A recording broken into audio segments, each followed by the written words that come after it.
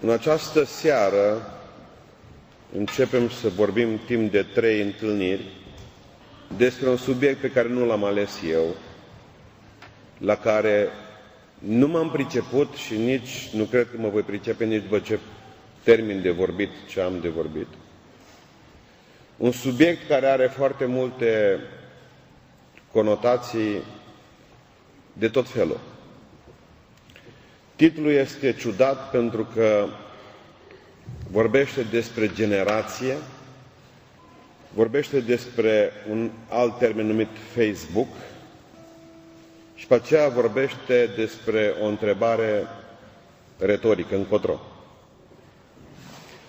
Ca să putem să vorbim despre generație, ar trebui în primul rând să înțelegem bine ce este o generație. Un interval de ani, biblic a fost 40 de ani, din punct de vedere biblic. Generația, de exemplu, tatăl meu s-a născut în 1927 și eu m-am născut în 1967. Între mine și el a fost exact o generație.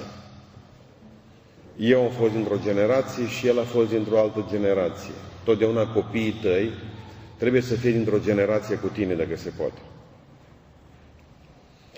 S-a întâmplat ceva în anii care vin, tehnologizarea, viața, viteza asta care a prins-o, lumea asta în care trăim, a făcut ca generația să se scurteze o generație. Și astfel o generație este de 20 de ani acum. Schimbările între generații. Sunt multe generații, cei care puteți și doriți să căutați mai multe despre ele, este material destul. Una dintre generații se numește generația Baby Boomers, născută între 1946 și 1965, observați 6-20 de ani. Imediat după război, o explozie puternică de copii. Generațiile americane nu sunt tot una cu generațiile, sau occidentale nu sunt tot una cu generațiile românești.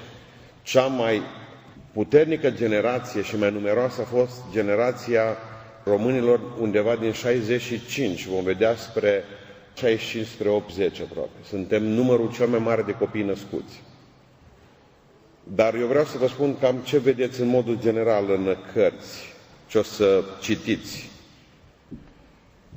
A apărut o altă generație născută dintre 1965 și 1980.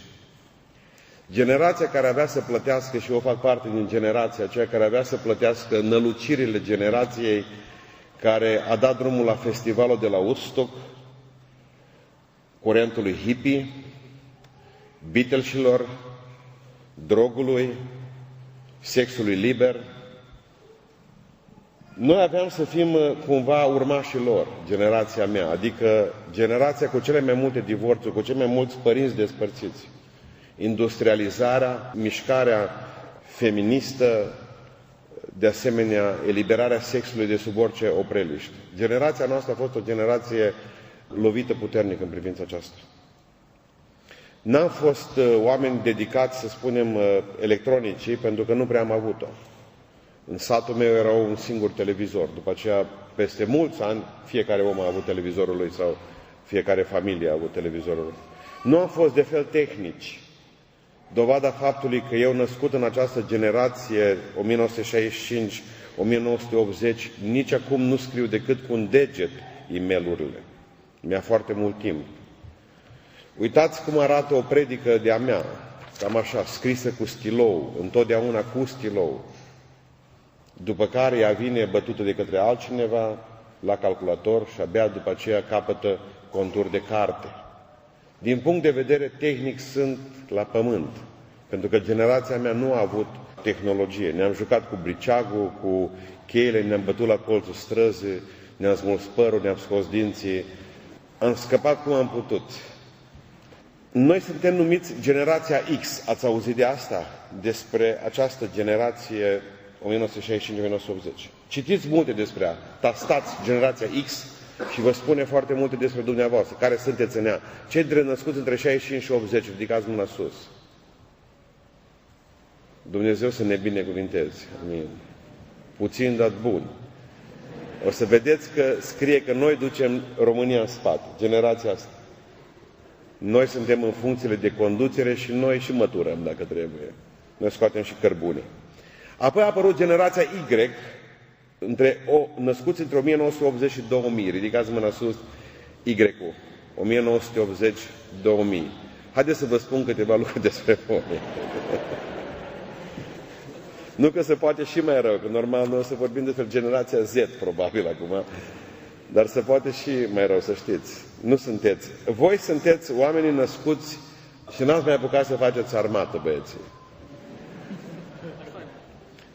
Trupa Cireșari este generația Y, cei care merg cu mine prin turnee, și eu cu Ianovici suntem X. Noi reușim să ne sculăm la timp ei niciodată. Un dezastru peste tot. Deci, pentru că n-au făcut armată. Oriunde plecăm după noi la hotel trebuie să plătim pagube fantastice, pentru că ți-e rușine să ieși cu ei pe drum. De obicei nu știu să facă mâncare, nu știu să scoasă un nasture, n-au niciun fel de gând, au pe telefon tot felul de sonerii, după ce sunat odată mai sună încă o dată telefonul, peste 5 minute, păi încă o dată, mai pun încă o dată un snooze, încă o dată 5. Și tot așa, e o generație tehnologizată, deja știu ce înseamnă calculatorul, l-au desfăcut de nu știu câte ori, cunosc foarte multe lucruri, știu să manevrez orice fel de aparat electronic, sunt deschiși la nou, nu suportă programele lungi în biserică, vorbesc între ei, dacă nu ești atent la balcon, butonează telefoane mobile sau, mai rău, cu gândul în altă parte. O generație ciudată, o generație cu probleme, o generație care a învățat că evoluția este înaintea creației, ca și noi, și a rămas scoasă, deși în democrație. O generație care s-a gândit că trebuie să-și ia bagajul în spate și să meargă să câștige o bucată de pâine undeva, dându-și seama că în țara de unde s-au născut cei mai mulți dintre ei nu pot să facă nimic. Ei s-au maturizat forțat, n-au mai făcut armată, dar deja, din punct de vedere psihic, generația aceasta are cel puțin 10 ani mai mult. Deci sunteți mai bătrâni cu 10 ani psihic decât fizic. Aceasta este necazul generației dumneavoastră. După 2000 s-a născut și până astăzi, și atunci o să ajungem imediat la lucrurile noastre, s-a născut generația Z, născuți după 2000, nu. Ei bine, această generație Z sunt copiii dumneavoastră acasă, habar n-aveți ce fac ei acum, care sunteți părinți. Această generație Z se mai numește, mai poartă 3 nume. Generația ciudat, la american, la români, generația X are problema aceasta. Și o să vedeți că voi sunteți cei mai importanți subiecti ai studiului meu.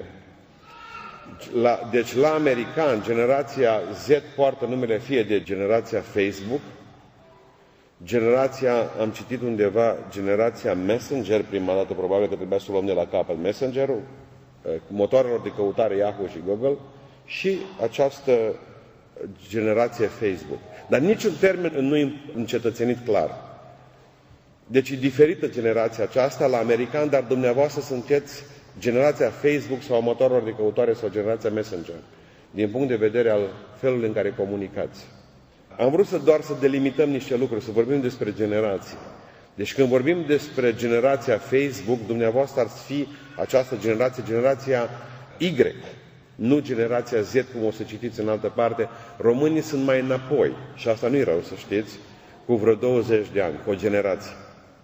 Cam asta, mă refer la mentalitate, la gândire. Marele nostru bine asta în România, să știți, și a dumneavoastră aici.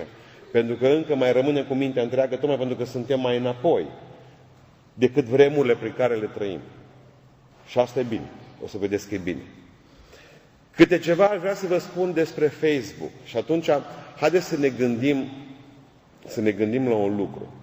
Vă pun o întrebare. Dacă Iisus Hristos, Domnul nostru, ar fi trăit în epoca radioului, când era exista radioul, întrebarea pe care vă pun, ar fi folosit radioul?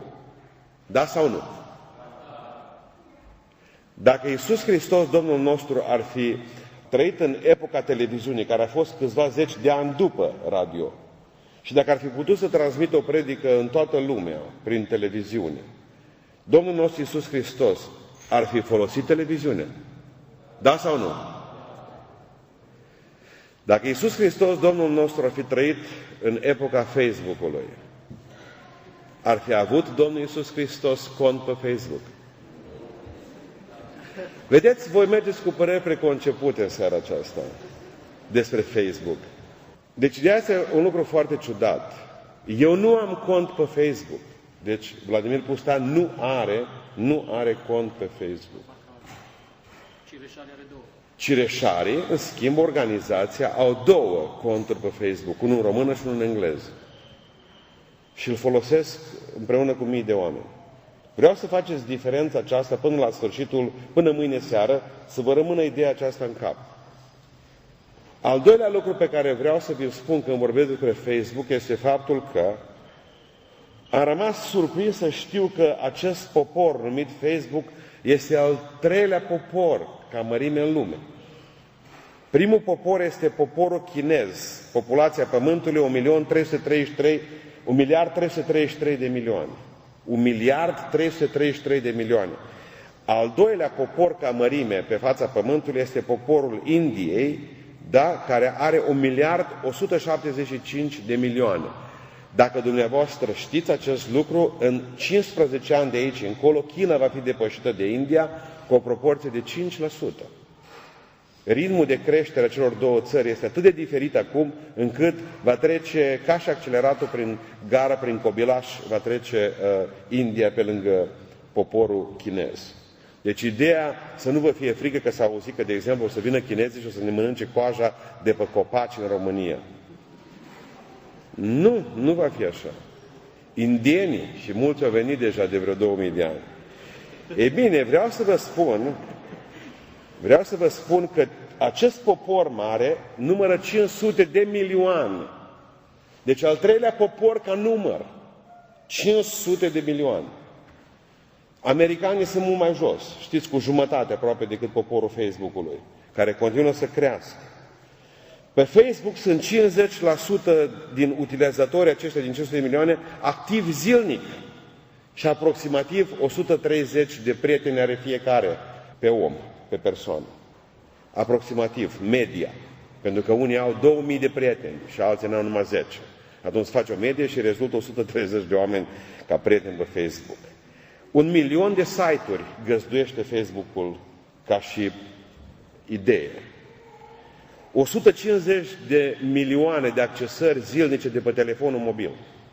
Nu uitați că cei care accesează de pe telefonul mobil Facebook-ul sunt de 2 ori mai activi decât cei care accesează, și aici e un mare pericol, o să vedeți, iar nu trebuie să mai stai nici măcar în fața unui calculator ca să poți să lucrezi cu această comunitate fantastică. 200 de operatori de telefonie mobilă din 60 de țări oferă servicii pentru Facebook. 900 de milioane de obiecte sunt acolo postate, poze, tot felul de lucruri pe site-uri.